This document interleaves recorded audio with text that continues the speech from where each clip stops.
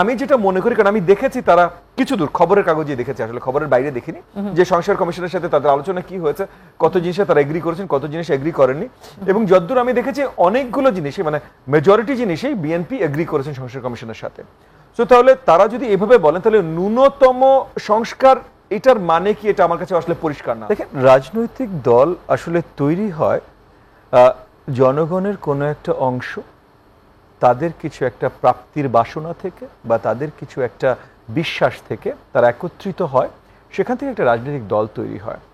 এই রাজনৈতিক দলের বাইরে থেকে হস্তক্ষেপ করার মতো খুব বেশি জায়গা থাকা উচিত না। আমাদের আরপিও, রিপ্রেজেন্টেটিভ পিপলস অর্ডার, যে আইনটার অধীনে রাজনৈতিক দলগুলো পড়ে, স্পেশালি রাজনৈতিক দল মানে যারা নিবন্ধিত এবং নির্বাচন করতে চায় সেইগুলো পড়ে, সেই আইনগুলো মোটামুটি বেশ স্ট্রিক্ট অলরেডি। এবং সুবিধা মানে মানে মনে করেন যে অনেক ধরনের কার্যকলাপের সময় এই আইনগুলো আসলে মোর রেস্ট্রিকটিভ হয় কার্যকলাপ আপনার সুশৃঙ্খলভাবে করবার জন্য। সেটাতে যে প্রয়োজন নাই তা না, একটা সর্ট অফ রুলস বেসড সোসাইটিতে, আমাদের গণতান্ত্রিক সমাজ একটা রুল বেসড সোসাইটিতে কিছু লিমিটেশন রাখা দরকার, কিছু আপনার আইনের প্রয়োগ দরকার। তো সেই হিসেবে আরপিও খুব শক্তভাবে রাজনৈতিক দলের উপর কন্ট্রোল করে। এর থেকে বেশি কন্ট্রোল এবং এই যে রাজনৈতিক দলের ভিতরে কন্ট্রোল আনা বা এটা আনা, এটা নিয়ে যারা আলোচনা করে তারা দুটো জিনিস সম্বন্ধে একটু কম জেনে আলোচনা করে। একটা হলো যে রাজনৈতিক দলের উপরে অ্যাকচুয়ালি আরপিওর মাধ্যমে অনেক কন্ট্রোল অলরেডি দেয়া আছে, এটা একটা বাস্তবতা যেটা সম্বন্ধে আসলে অনেকেই জনগণের অনেকেই জানেন না।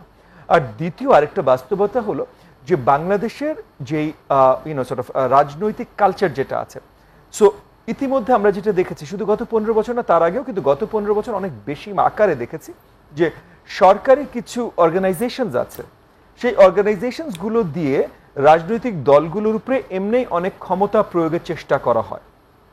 যতটাই আপনি সরকারকে ক্ষমতা প্রয়োগের জায়গা বেশি দেবেন, কারণ যখনই আপনি আইন করবেন, যে কোনো কিছুকে কন্ট্রোল করার জন্য যখনই আপনি একটা আইন প্রণয়ন করবেন, এই আইনটা আসলে বাস্তবায়নের দায়িত্ব সরকারের কোনো একটা সংগঠনেরই থাকবে। সো যদি সরকার অপব্যবহার করতে চায়, যেটা ইতিমধ্যে আমরা গত 50 বছরের ইতিহাসে বা 54 বছরের ইতিহাসে দেখেছি অনেকবার, স্পেশালি গত 15 বছর অনেকবার এই প্রচেষ্টা করা হয়েছে হস্তক্ষেপ করে। যেমন আমি আপনাকে অনেস্টলি ইন কনফিডেন্স বলতে পারি, সরি অ্যাপোলজি, ইন কনফিডেন্স বলতে পারি যে আপনার এই যে আপনার সরকারি কিছু অর্গানাইজেশন আছে যেগুলো কিছু রাজনৈতিক সরকার অতীতে রাজনৈতিক দলগুলো বা রাজনৈতিক আপনার পুরো এনভায়রনমেন্টটাকে কন্ট্রোল করার জন্য ব্যবহার করেছে।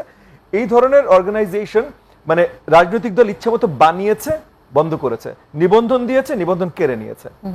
সো আমরা বাস্তবিক অভিজ্ঞতা থেকে বলছি যে অলরেডি অনেক কন্ট্রোল আছে, যেটা সম্বন্ধে আপনারা জানেন না, মানে পাবলিক জানেন না। এবং এর থেকে বেশি কন্ট্রোল দিলে আসলে এই কন্ট্রোলের অপব্যবহারের জায়গাটা আরো অনেক শক্তভাবে তৈরি হবে। সো আসলে রাজনৈতিক দলের ভিতরে সংস্কার ইম্পর্টেন্ট না, ইম্পর্টেন্ট হলো আসলে আপনার সরকার ব্যবস্থা, সরকার পরিচালনা, নির্বাচন পরিচালনা, এই সব কিছু জায়গায় সংস্কার, যেখানে যদি সংস্কার ঠিকভাবে হয়, রাজনৈতিক দল আসলে একটা কমোডিটির মতো, যে জনগণের পছন্দ হইলে জনগণ ভোটটা দিবে, আর জনগণের যদি পছন্দ না হয়, জনগণ যদি ভোটটা না দেয়, ওটা একে একাই ধূলিসাৎ হয়ে যাবে রাজনৈতিক দল, ওই পার্টিকুলার দল। ওকে, সো সেই হিসাবে আই ডোন্ট বিলিভ রাজনৈতিক দলে বড় দাগে মানে সংস্কার আলোচনা আমরা করতে পারি, কিছু সংস্কার আমরা কালচারালি সোশ্যালি আমরা পুশ করতে পারি রাজনৈতিক দলের ভিতরে আনবার জন্য। বাট যখনই আমরা যে সরকার পক্ষ মানে আইন করে সংস্কারের কথা বলবো, তখনই আসলে আমরা ঝামেলার দিকে পা বাড়াচ্ছি। এটা হলো রাজনৈতিক দলের সংস্কারের কথা বলছি। এখন আসেন সংস্কার নিয়ে যে আলোচনা, রাষ্ট্র সংস্কার, জি সংস্কার নিয়ে যে আলোচনা চলছে। প্রথমত তো আপনি লাস্টে যে কথা দিয়ে শেষ করলেন যে সংস্কার এবং নির্বাচন, সংস্কার এবং নির্বাচন যে সংঘর্ষিক না, কখনোই ছিল না, কখনো হতে পারেন, এটা আগে পরিষ্কার করে কথা শুরু করি। বাংলাদেশ জাতীয়তাবাদী দল একটা কথা বলেছে ন্যূনতম সংস্কার। এই জায়গাটা আমি মনে করি ওনারা, এগেন আমি ওনাদের জন্য তো কথা বলতে পারি না, এটা কমপ্লিটলি ভিন্ন দল, বাট আমি যেটা মনে করি, কারণ আমি দেখেছি তারা কিছু দূর খবরের কাগজে দেখেছি, আসলে খবরের বাইরে দেখিনি, যে সংস্কার কমিশনের সাথে তাদের আলোচনা কি হয়েছে, কত জিনিসে তারা এগ্রি করেছেন, কত জিনিস এগ্রি করেননি। এবং যতদূর আমি দেখেছি অনেকগুলো জিনিসে মানে মেজরিটি জিনিসেই বিএনপি এগ্রি করেছেন সংস্কার কমিশনের সাথে। সো তাহলে তারা যদি এভাবে বলেন তাহলে ন্যূনতম সংস্কার এটার মানে কি, এটা আমার কাছে আসলে পরিষ্কার না। হয়তো ওনারা ভাষাগতভাবে ন্যূনতম না বলে অন্য কিছু বলতে পারতেন, কারণ সংস্কারের দায়িত্বকার এটা আরেকটা প্রশ্ন। যেমন আমার দল এনডিএম, আমরা যখন সংস্কার কমিশনের সাথে বসেছি, তাদের 166টা যে প্রস্তাবনা, এই 166টার ভিতরে 120-এর থেকে বেশিতে আমরা মোটামুটি একমত পোষণ করেছি। কিন্তু এখানে আমরা দেখছি পাঁচটি সংস্কার করে মোট 694টি প্রস্তাব, 5টি মিলিয়ে 166টি সংস্কার প্রস্তাবনা নিয়ে আলোচনা হয়েছে। আচ্ছা আচ্ছা, ওভারঅল 166টি, এনে কাউন্ট প্লাস মাইনাস একটু হতে পারে, but I think it is 166, মানে 5টি, এই 5টি।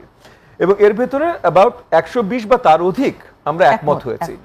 বাকি যেগুলোতে আমরা একমত হইনি সেগুলো অনেকগুলোতে আমরা কন্টিনজেন্ট একমত হইনি, মানে তারা 3-4টা জিনিস নিয়ে একটা প্রপোজাল দিয়েছেন, এটার মধ্যে হয়তো 2টাতে একমত, 1টাতে একমত না, বা 3টাতে একমত, 2টাতে একমত না, এই ধরনের হয়েছে। সো কন্টিনজেন্ট একমত হয়েছে। সো ওই জায়গা থেকে আমরাও বলতে পারি, এবং তাদের সাথে যখন আলোচনা করেছি তারাও বলেছেন যে মেজরিটি যে দলগুলোর সাথে কথা বলেছেন, মেজরিটি দলগুলোর কাছে তারা সিমিলার টাইপের, যে মানে অনেক কিছুতেই ওই দলগুলো একমত, কিছু জিনিসে তারা একমত পোষণ করতে পারেন নাই, এই ধরনেরই পেয়েছেন। সো ওখান থেকেও কিন্তু আমরা দেখছি যে সংস্কারের জায়গায় মোটামুটি রাজনৈতিক দল বেশিরভাগই অনেক জায়গায় একমত হয়ে যাচ্ছেন। আমাদের প্রথম থেকে যে আইডিয়াটা ছিল, একদম অক্টোবর নভেম্বর মাসে যখন মাননীয় প্রধান উপদেষ্টার সাথে আমরা বসি, তখনও প্রধান উপদেষ্টা যে আশ্বাসটা আমাদেরকে দিয়েছিলেন, আমাদের যে আইডিয়াটা ছিল যে এই সংস্কার কমিশনগুলো সকল স্টেক হোল্ডারদের সাথে কথা বলবেন, কথা বলে তারা প্রপোজাল তৈরি করবেন, এবং এই প্রপোজালগুলো তৈরি করার পর ওনারা সবচেয়ে গুরুত্বপূর্ণ স্টেক হোল্ডার যদি পলিটিক্যালি স্পিকিং, তাহলে রাজনৈতিক দল, তো প্রপোজালগুলো তৈরি করে ওনারা রাজনৈতিক দলের সাথে বসবেন। এবং তখন রাজনৈতিক দলের সাথে বসার পর রাজনৈতিক দলগুলোর যেই জায়গাটা ঐক্যমত তৈরি হবে, এর জন্য কিন্তু এই কমিশনের নামও তারা দিয়েছেন ঐক্যমত commission, in line with that idea.